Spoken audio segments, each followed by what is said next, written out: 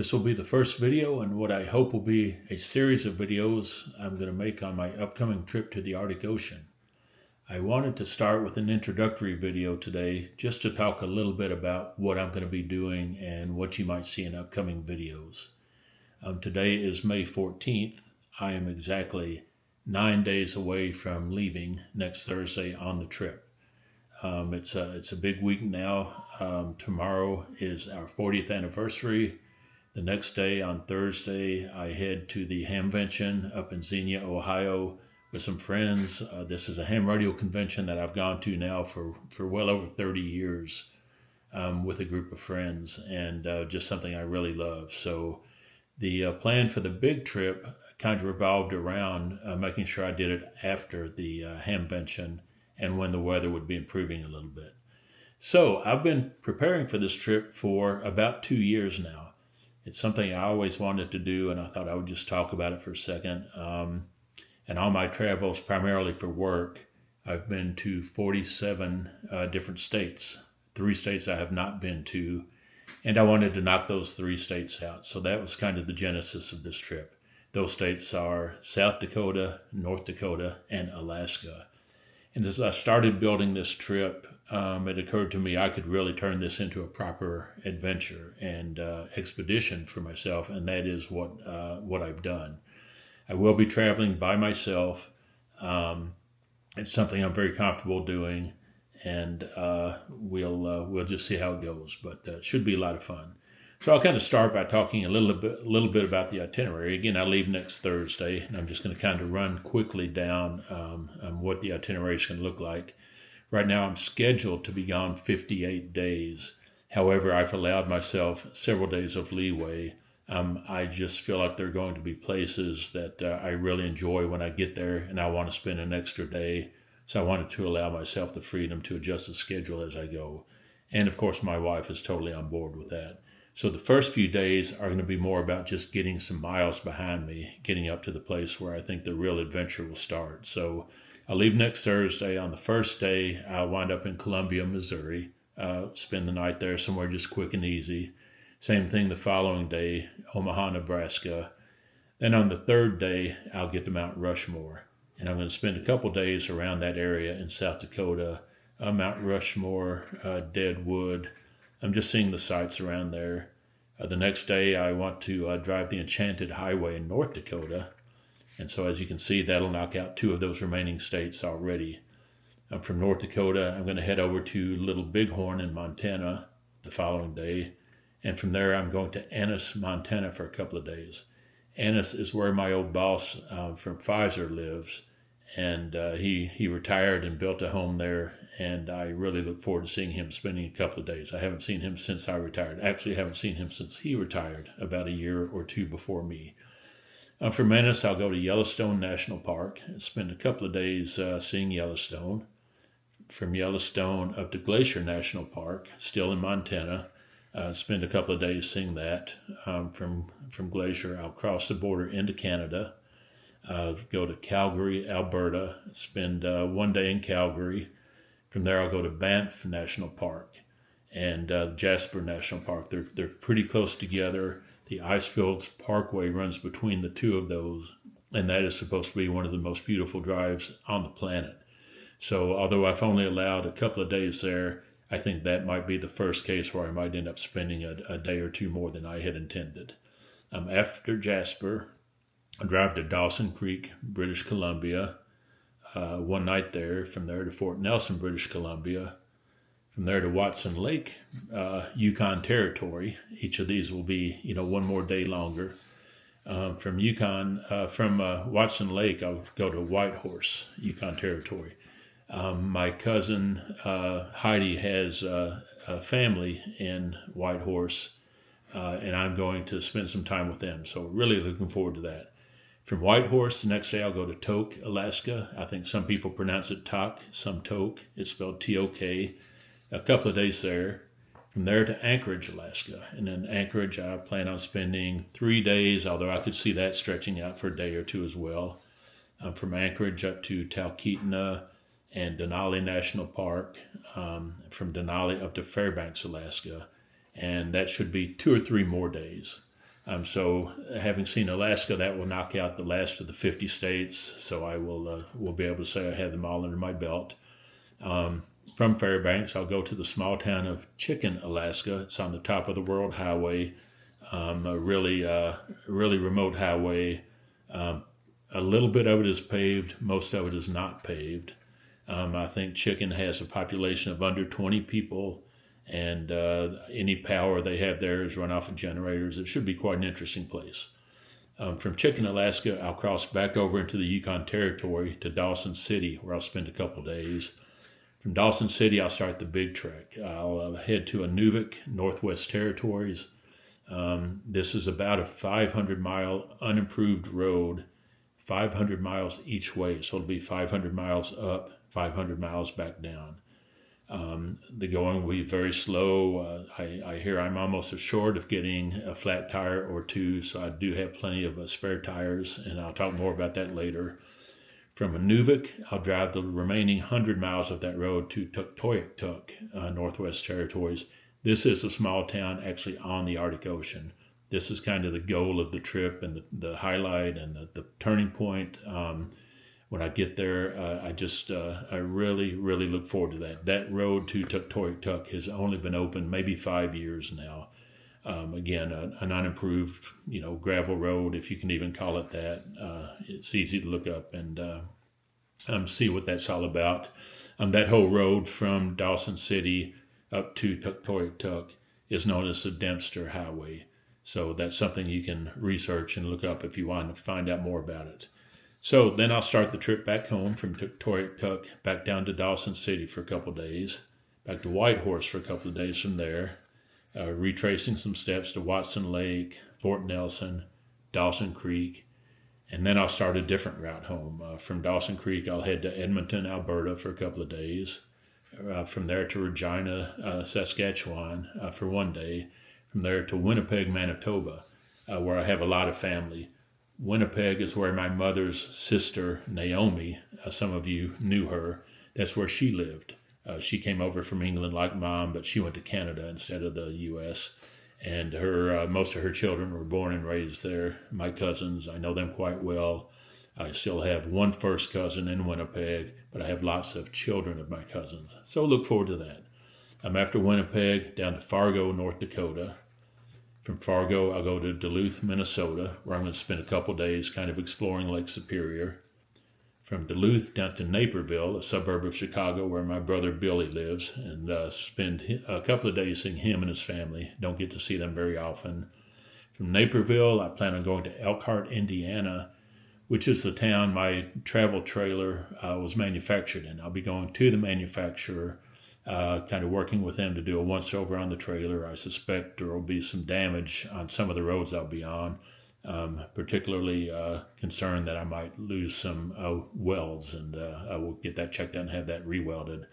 And from there back home, the end of July, back to Louisville. So kind of what the route will look like. I hope to post videos all along the way. Of course, this YouTube channel, if you really want to keep up with things, you can subscribe and hit the little bell, which means up in the right-hand corner, which means you'll be notified anytime I post a new video. So I don't know how often I'll have internet service, how often I will not. A lot of what I post will really depend on that. I'm going to have no regular schedule. It'll just be posting when I have enough to be of interest, when I have the time to edit it, and when there is really something to see. So take a second and talk about software. I'm using Apple's Final Cut Pro to edit these videos, including the one I'm on right now.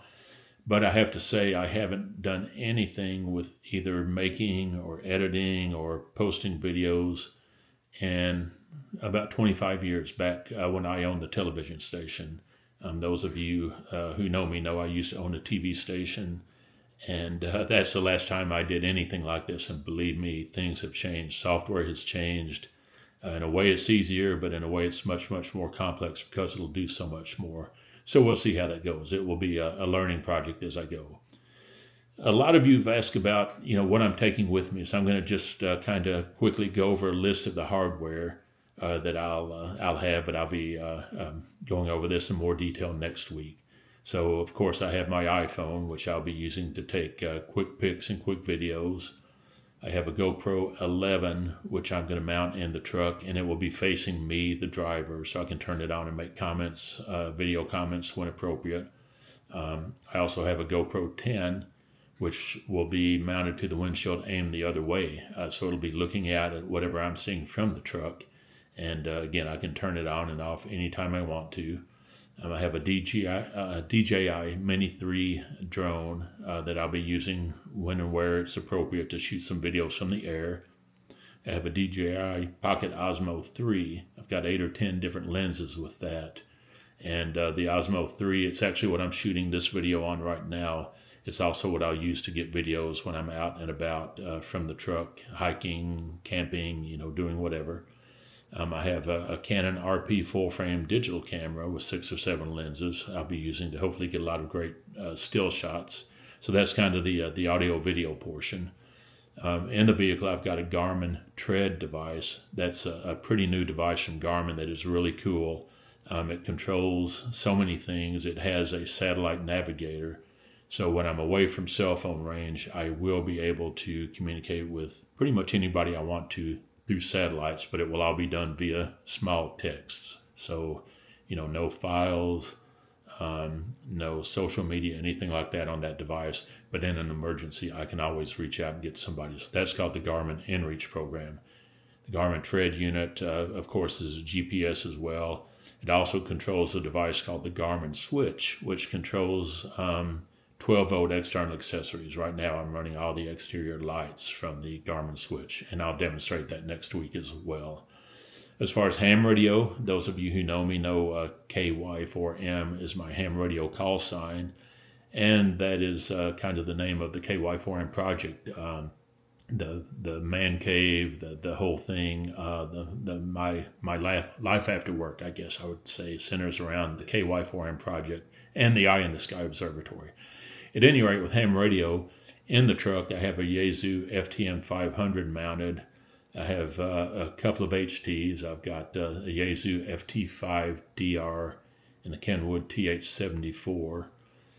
Also, I have an Elecraft KX3 QRP HF rig with a generic buddy pole antenna, and I've used that successfully in the past, just setting up a quick station outside and having some fun talking to folks. So I will be running that. Of course, there's a refrigerator in the trailer, but I also have a Dometic freezer, so I can have ice or frozen meals, frozen anything if I want them. I have a Furman 4,000 watt generator that I can use to recharge batteries or run things that won't run off the batteries. The generator will, of course, run the air conditioner, although I don't think I'll be needing that. If I were to use a microwave, I need the generator to run that. And the coffee maker is a pretty heavy grind on the batteries, so I would run that off the generator. And I think I mentioned, in addition, the generator can recharge the batteries. Speaking of batteries, I have 300 amp hours of lithium LiFePO 4 batteries in the trailer. They, by themselves, should be able to run things in the trailer for about a week. That includes the refrigerator, lighting, any other equipment. When I need the heater, it will run the fan on the heater. The heater is propane powered and does a super job. I have 200 watts of solar panels that I can use to top off the battery. And I have been on several camping trips already where I've got to use the solar panel, and it does a great job. It tops the batteries off pretty much every day with just a little bit of sunlight. It'll get the batteries back up to 100%. I also have a Bluetti 600 watt portable power supply I can run smaller things on. Have a Julka water heater that's propane powered for when I need hot water. I will show a little bit more about some of that stuff next week when I do the next video. So a comment about bears. I think it's very likely that I'll see a number of grizzly bears based on what I heard. When I get up above Inuvik and Tuktoyaktuk, it is actually polar bear country, although the chances of seeing a polar bear are extremely rare, especially in the summer. So it's not something I anticipate seeing, but it is something I need to be prepared for in case of emergency, because grizzly bears, they don't generally bother people unless if you get in between a grizzly and its food, or a grizzly and its babies, or you surprise a grizzly bear in the wild. That's when they become aggressive. Otherwise, they like to leave people alone. Polar bears, on the other hand, they view people as food. So again, I need to be prepared. So I've done lots of research and had lots of discussions with people about taking a gun versus taking bear spray. And it seems to be pretty evenly divided over which is the better alternative. But for me, the better alternative by far is bear spray. I'm not very familiar with guns. I know it's a hassle to get them into Canada. I also know in a real emergency, if you needed a gun fast for self-protection against a wild animal, if you're not that familiar with a gun, you can do more harm than good. You might not get the gun out. You might not get it cocked. You might not be able to aim appropriately in an emergency. Whereas with bear spray, you can kind of lay a cloud down in front of yourself, and the bear would have to run through, and I understand that really does a job. So I've elected to go with bear spray. A couple of canisters. I'll keep one in the truck, one in the trailer, and I will always have one strapped to my chest once I get up in grizzly bear country. So that's going to be fun. That's something I'm really looking forward to. A couple of things about where I'll be staying. I'm going to be using iOverlander. I'll try to put a link on if I can. I'll also be using HipCamp. I'll be doing dispersed camping in some of the national forests, and especially in Canada, where dispersed camping is allowed pretty much anywhere, and that just means camping somewhere other than a campsite. Perhaps driving down the road, you see a nice creek and you want to camp out beside it, that kind of thing. Of course, some parks, national parks, things like that. I anticipate maybe 1 or 2 nights a week finding a small hotel to stay in so I can do laundry, have a good shower, have a good night's sleep, break up the monotony of the trailer. So and that's kind of the idea. Some of the places I'll spend the night are already arranged, but a lot of them I'll probably arrange 2 or 3 days out before I get to those locations. That will allow me, to adjust my schedule if and when I want to stay places a little bit longer. So with that, I'm going to say that Monday or Tuesday, I anticipate putting the next video up, and that will actually be a video of me loading the truck, the camper, what the supplies look like, what the setup is. I've had several people request that I do those videos so they can kind of see what I'm going to have, and I look forward to that. I will be posting these videos on YouTube, on my YouTube channel. That channel is the KY4M Project. You do have to type all of that in to find it. I will be posting some on Facebook, but probably not the daily videos or the videos every 2 or 3 days. I would rather get those on YouTube so people who want to see them can go watch them, but people who don't really have an interest don't have to. Right now, the test page is up. Obviously, if you're seeing this, you're here. It looks like I have something around 25 plus or minus subscribers, which is kind of cool. I don't anticipate having that many. Certainly not enough to make any money. It's mainly just for fun. But with that, I'm going to go back, do a little more editing on this, get the post up. And any comments, any questions, please put them in the comments and I will read them. If there's anything in particular you want to know or want to have answered, put that on there. And I'll read those and do my best to answer them. And otherwise, the next video comes up next week. Thanks a lot, everybody. Talk to you soon.